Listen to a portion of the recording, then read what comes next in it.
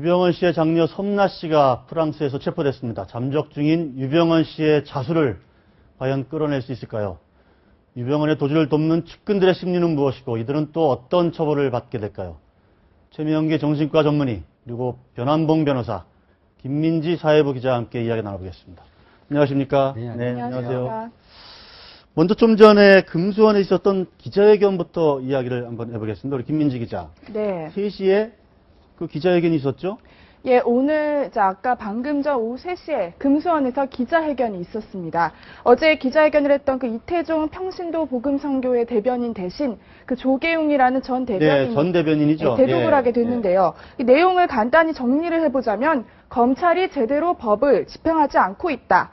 검찰 본인들도 제대로 법을 지키지 않으면서 어떻게 우리들에게 이렇게 할 수 있느냐 이런 억울함을 또 호소했습니다. 예. 특히 박 대통령이 또 이제 국무회의 때 또 이제 유병헌 일가가 세월호 참사의 원인이라는 식으로 지적을 하자 그 부분에 대해서도 수사가 지금 채 시작도 되지 않았는데 네. 그런 식으로 지적하는 것 자체도 무리가 아니냐 이런 얘기를 했습니다. 아, 그렇군요. 이렇게 그러니까 그저께도 저런 기자회견을 했는데 오늘 또 기자회견을 한 거는 뭐랄까요? 뭔가 좀 다급하다는 그런 방증이 아닐까요? 그렇죠. 어제 그 섬나 씨가 체포가 되면서 네. 상당한 이제 심리적 압박과 조급함을 느끼고 있는 것 같고 어떤 식으로든 상황을 돌파하기 위해서는 이제 그런 식으로도 프레임을 짤 수밖에 없는 거죠. 무리한 법 집행이고 헌법상의 무죄 추정의 원칙에 반하게 이미 유병헌 일가는 범죄자 집단이다. 구원파는 범죄자 집단이다. 그런 식으로 갖고 가는 것은 이게 뭐 잘못된 법 집행 아니냐. 그런 식으로 이제 한번 좀 국면을 전환하려고 하는 것 같습니다. 뭔가 여론에다 좀 호소도 좀 하려고 하는 것도 좀 있는 것 같고요. 네. 오늘 예. 좀 그 기자회견에서 특이할 만한 내용은 이제 그 경찰이나 검찰 수사팀이 긴급 체포라는 과정에서 뭐 영장도 보여주지 않았고 특히 아이들 앞에서 그런 집행을 하면서 아이들이 큰 충격을 받고 있다. 그런데 과연 우리가 그럴 만한 죄를 지었는가 이런 식으로 이제 아이들에 대한 호소를 했거든요. 네. 그러니까 지금 저희들이 볼 때는 아주 간단한데 그러니까 네. 나와서 법의 판단을 한번 받아보면 되는 건데 그렇죠. 그걸 지금 안 하고 있어서 지금 이런 상황이 벌어지고 있는 것 아니겠습니까? 검찰에서는 충분히 예. 시간을 줬었죠. 언제 영장 실질 심사를 할 테니까 자신 있으면 나와서 범죄 혐의에 대해 소명을 하고 네. 무관함을 밝혀라라고 얘기했는데 오히려 하지 않고 있죠. 더구나 또 긴급 체포나 현행범 체포 같은 경우에는 영장 없는 체포가 가능한 것이기 때문에 분명히 적법 절차를 준수한 것이고 또 아이들 앞에서라고 뭐 잡아갈 수 없는 건 아니고 경찰이 그 과정에서 폭력을 행사했다거나 아니면 뭐 가혹한 행위를 했다면 모르겠지만 그런 게 아니라 정당한 법 집행이기 때문에 이것과 문제는 상당히 좀 곤란하죠. 실제로 뭐랄까 어떤 심리 상태일 것으로 우리 정신과 전문의이시니까 예. 아마 그 본인들은 일종의 이제 마녀 사냥을 당하고 있다고 아마 생각할 거예요. 그렇게 믿고 있는 거죠. 예. 네, 근데 이제 똑같은 범죄이지만 만약에 여기에는 어떤 그 종교 집단이 관여가 되어 있고요. 예. 그런 다음에 그 종교 집단이 과거에 어떤 사건과 이제 구설수에 올랐었잖아요. 반대로 여기에 배우가 만약에 종교 집단이 없었다 그러면은 네. 어떻게 됐을까라는 생각을 본인들은 해보게 되시는 거거든요. 네. 결국은 본인들이 만약에 구원파라 불리는 기독교 복음이 아니고 예. 만약에 정통 교회였다면 어떻게 됐었을까라고 본인들은 자꾸 생각하게 되면서요. 네. 결국은 생각이 어떤 식으로 이어지게 되냐게 되면은 이 모든 일이 벌어지게 되는 거는 결국 우리가 소수의 신도이기 때문에 네. 평소에도 박해를 받아왔는데 이 일로 박해가 더 심해졌다고 받아들이게 되면서 이제 이런 반응을 보이게 되고요. 예. 반대로 생각하게 되면은 결국은 유병헌 씨하고 어떤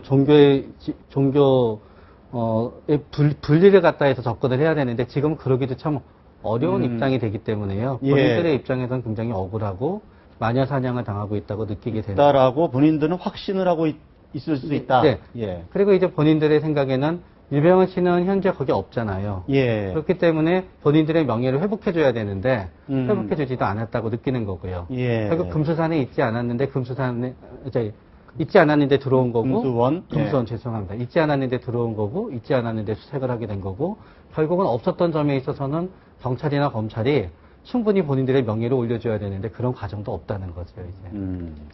어쨌든 어제 그 섬나 씨가 프랑스에서 범과가 되면서 일종의 이제 국면이 좀 바뀌는 것 같아요.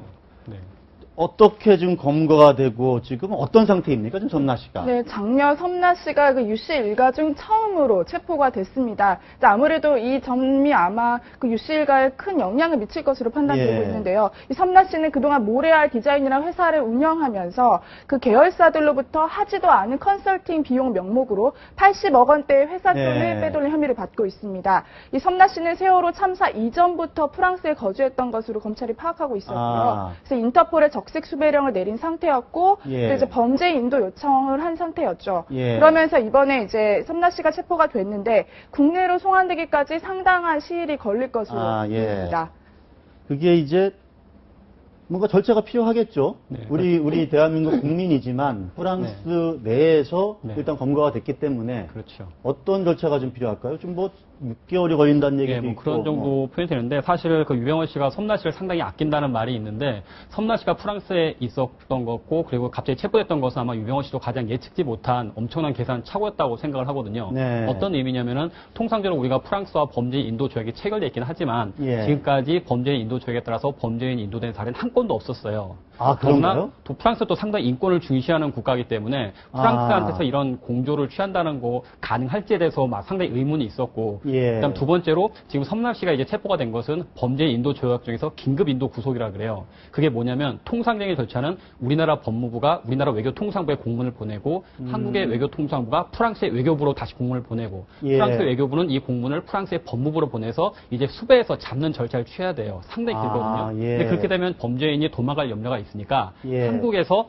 그 사람이 프랑스 어디에 있다라고 주소지를 알려주면은 그 한국의 법무부가 프랑스 법무부에 직접 요청을 하면 긴급하게 일단 잡아둘 수가 있어요. 일단 네. 프랑스 법무부에서 소재가 나왔으니까 잡아둔 다음에 이제 앞서 말한 범죄 인도조약 체결에 따른 절차를 진행할 수가 있는 거거든요. 네. 그러니까 프랑스에서 인권을 강조하고 지금까지도 한 번도 사법 공조가 없었는데 이런 아, 절차를 전광 공조를 했다. 취해줬다는 것에 대해서 아마 유병헌 일가는 엄청난 네. 충격에 빠졌을 것 같고요. 예. 이제 물론 이제 범죄 인도조약의 정치적인 재판에 따라서 범죄 인도 재판이 돼야 되는데 어쨌건 프랑스 주권 아래에 있는 사람이기 때문에 이 사람을 한국으로 보낼지 말지에 대해서는 프랑스 법원이 한번 판단을 해봐야 되거든요. 그렇기 때문에 이제 그 과정에서 시간은 다소 소요가 되는 것 그래서 이제 변호사를 선임을 하는 문제가 발생하는 거죠. 예. 그 변호사가 아주 유명한 변호사라고 그러대요.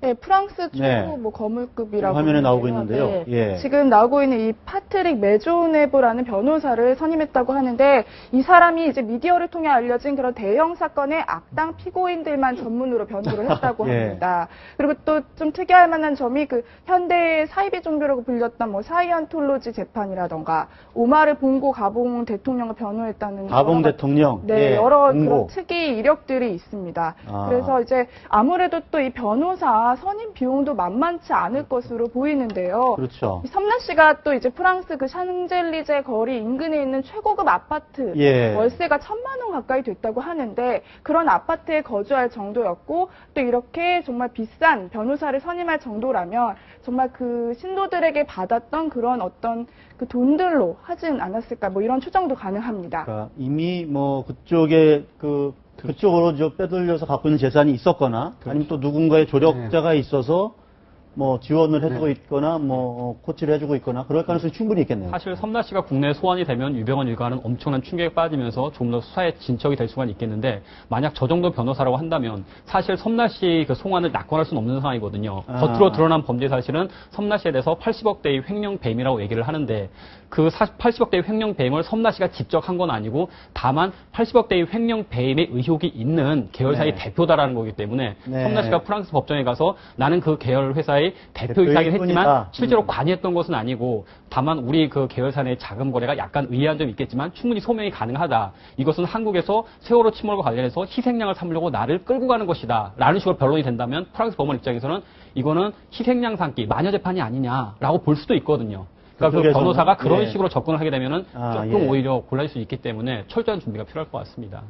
그러면 이쪽 변호사가 있고 저희 나라가 우리 대한민국이 어떻게 대응할 수 있는 방법은 없나요? 대한민국에서는 이제 구체적으로 섬나 씨가 국내에서 이러이러한 범죄 혐의에 대해서 의심을 받고 있고 이러한 증거들을 볼 때 충분히 관여를 했고 상당한 유죄의 확신이 든다라는 자료들을 프랑스 법원에 제출을 해야죠. 네. 그래서 이제 그쪽 변호사가 지적하는 점에 대해서 그것은 당신이 오판한 것이고 한국에서 이러한 자료들을 볼 때 섬나 씨가 충분히 관여해 있고 이미 알고 있었다는 정황은 명백하다. 유죄 판결을 확실하고 이 사람은 여기서 놔줄 경우에 사법 정의가 실현되지 않으니까 반드시 보내야 된다라고 네. 적극적으로 변론을 해야죠.